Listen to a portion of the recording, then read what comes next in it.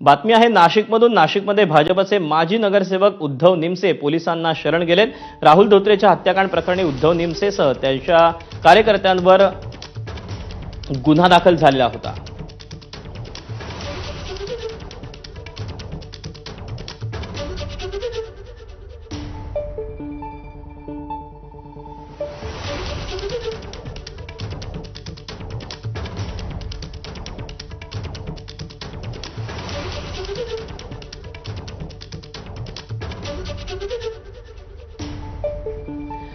आपण याबद्दलचे अपडेट जाणून घेऊयात। मुकुल कुलकर्णी आपल्या सोबत आहे। मुकुल, उद्धव निमसे शरण आल्याचं कळतंय, काय अधिकचे अपडेट मिळत आहेत, काय तपशील आहेत?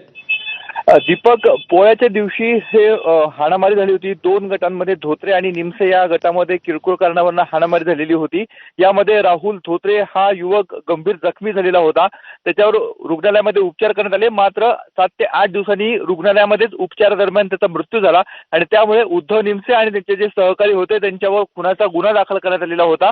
उद्धव निमसे यांना पहिले जिल्हा न्यायालयाने जामीन दिलेला होता, मात्र ज्यावेळेस खुनाचा गुन्हा दाखल झाला त्यानंतर त्यांचा जिल्हा न्यायालय त्याचबरोबर उच्च न्यायालयामधनं जामीन अर्ज फेटाळण्यात आलेला होता आणि तब्बल 20 दिवस या घटनेला होऊन गेले। त्यानंतर उद्धव निमसे स्वतःहून पोलिसांना शरण आलेले आहेत।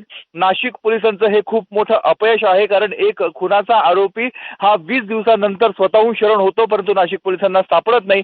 यावरनं बरंच राजकारण झालं होतं। 4 दिवसापूर्वीच नाशिकमध्ये मोर्चा देखील निघालेला होता शिवसेना आणि मनसेचा। त्यामध्ये प्रमुख मागणी देखील उद्धव निमसे यांना अटक करण्याची हीच करण्यात आलेली होती आणि त्यानंतर कुठेतरी उद्धव निमसे स्वतःहून शरण आलेले आहेत आणि आता त्यांच्यावर अटकेची कारवाई केली जाते। आता ते त्यांची बाजू त्यांचे वकील उद्याला न्यायालयामध्ये मांडतील, कारण उद्याला उद्धव निमसेंना न्यायालयामध्ये हजर केलं जाणार आहे।